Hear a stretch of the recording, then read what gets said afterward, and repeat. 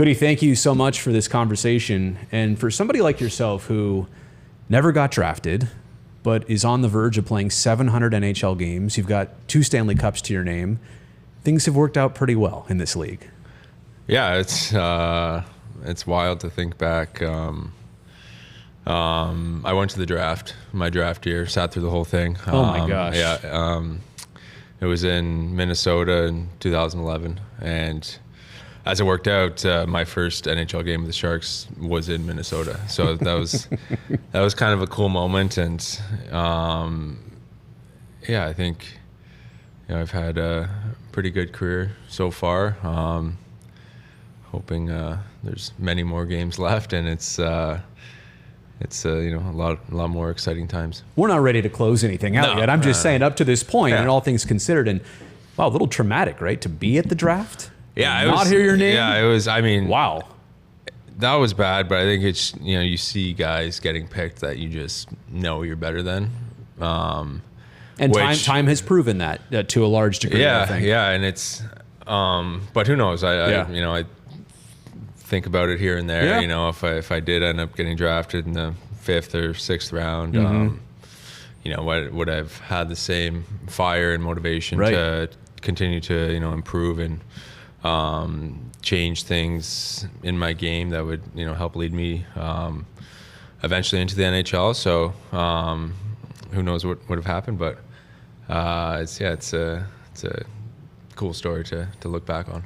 Is it a weird thing for you that in your career you've played hundreds of games with the Sharks, you played hundreds of games as a New York Ranger, but only 63 games as a Bolt, yet that's where the 2 cups came in Tampa Bay. So maybe not as much of a long-term connection in Tampa, but I mean, when you're part of a cup-winning team, like you will go back for all those anniversaries and reunion tours. Like you will always have a Tampa connection, even if that time was a short time period. Yeah, got traded there and just a weird time. Yeah, in the COVID in the whole world. Yeah, only played 8 or 10 games before the season got shut down, and then after that it was kind of right to the bubble, and then shortened season.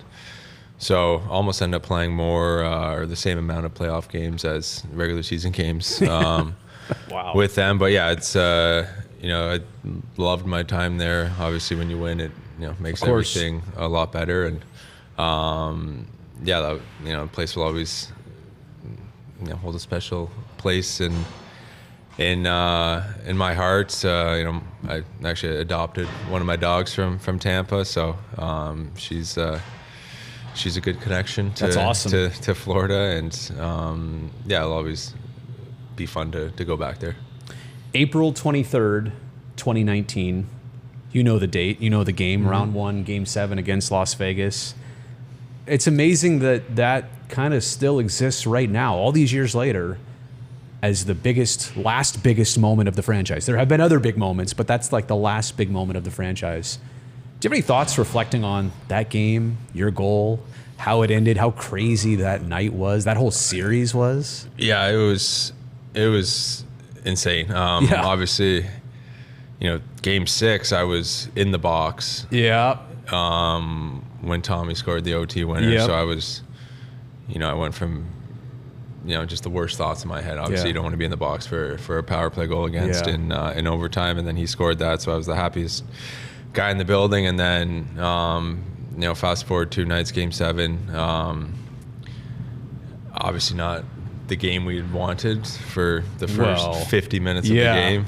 Then a nice little whistle helped things out. Yeah. I was... When that power play started, I was -2 in the game. Just not feeling too good about even your game-winning goal, was that your first shift of overtime? Second shift. Second shift, yeah. Well, I was -3 at that time. Yeah. Well, we're not here to recount that part. But. Because I was on the ice for when they tied the game. So yeah. That game was it was incredible. Yeah. Obviously, it's for anyone who was in the building. I'll always say it was the loudest building I've ever experienced. I think ever will experience. It was like a deafening ring that was happening. And the bench was going nuts. It was incredible. So Are you glad that moment was so well captured as it was? Because I don't know if you know this, there's a photo of you scoring that goal like in the press room at SAP Center. At my old office, there's a big mural of it. I mean, that is like an iconic moment.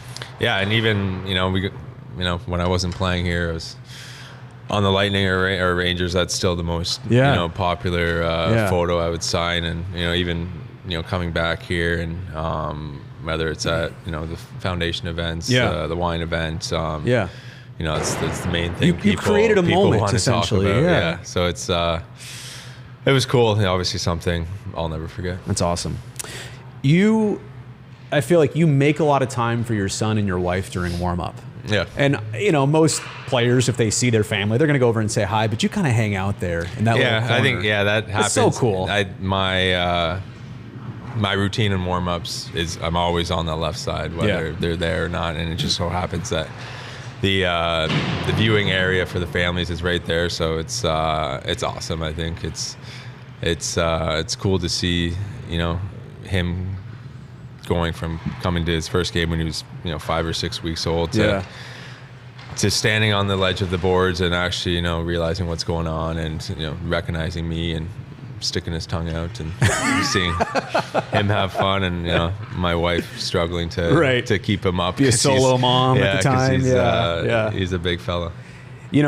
I would think a goal for you might be to play in this league long enough. Your son's 1 right now, right? And I don't know if there's any other children in the plans, but the point is like to have him be old enough to remember all of this. And sure, the video and the photos will be great. Yeah. That'd be really cool if he is old enough to comprehend, like, my dad is an NHLer. Yeah, for that'd sure. be awesome. I think, when I first got to San Jose, I see, Pav had his son Nate, and to see him, kind of grow up and always, being around the room and love Burnsy's kids too. Yeah, exactly. Jumbo's kids, and you see their growth, and you see how they go from just running around with a mini stick to skating, and I think to be able to play long enough where he can understand what's happening and just be a part of it. Speaking of dads, I got the chance to meet your dad recently. It was the father's trip as part of something the Sharks do every year. What is that like when the dads are on the plane, the dads are at the games? And I mean, your dad went to, I know, a lot of your games coming up, but to have all of them there, I won't say distraction. I'll say it's got to be totally different, though. It's a different game and a different road trip. Yeah, I would say more, motivation. Absolutely. Obviously, the game in Seattle didn't go too well, but I think whenever, it's kind of cliche to say it, but they did so much for us growing up to help get us to this point, and we have the best job in the world. We get to play a game for a living, and not many people can do that and say they do that. So for them to be able to experience a couple days in our life and kind of see where all their hard work and sacrifice and dedication to get us to this point is kind of just see the end point and see how much we're enjoying ourselves. It's great, and every year it's new. You get to meet a whole new set of dads, and it's cool for them to be amongst each other and meet some of their other favorite players on the team and in the league. They're watching all your games, right? So they're coming from essentially all over the world to be here. So it's always cool. It's always fun, and it's a few days, but I know my dad will go home and talk about it with my mom and siblings for probably the next couple of months. This next question, it isn't necessarily about you, more about maybe your experience and your perspective on this. As you get older in this league, what's the biggest challenge for a veteran player to remain productive in the NHL? Yeah, I think the game is, it's always getting faster. I think that's the biggest thing is the speed of the game, the speed that the young guys, come into the league at, their skill. It seems like the college hockey, the junior hockey, everyone is so skilled now, and so I think it's all about just developing your game and try to add new things here and there, and meanwhile continuing to improve your skating, improve other things, so you are able to keep playing at a high level. It's amazing that hockey is getting so much better, and it was already great, but so quickly. To your point, the pace of player improvement, and it's a hard league to keep up with, and the new talent, the new skill. Like, it's not just more players, it's more better players. Yeah, it really is amazing. Exactly. I just want to close it out with this, and you are such an interesting connection to have come back here to San Jose, and I know you were obviously traded away. When you departed the Sharks, did it ever run through your mind that I might someday put on teal again? Or Never. Right. Never, it's just why would you think that, right? To be brought back in such a case where you're kind of one of the last connections to a team that was going to a Stanley Cup final or in a conference final like you were in that 18-19 season. What role do you think you play in connecting the past to maybe the next group that we're seeing here emerge? Or do you maybe feel like it's a new chapter and you don't want to bring a connection of history? I kind of see it more as a new chapter. I think I think it's a lot. It's talked about a lot where what it used to be like here, right. what the building used to be like, right.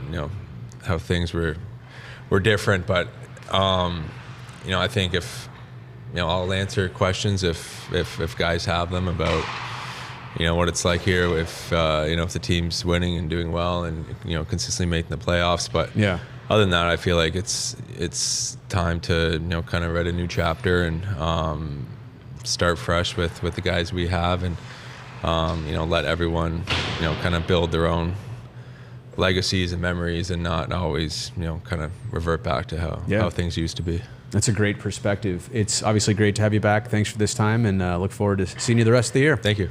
Appreciate it.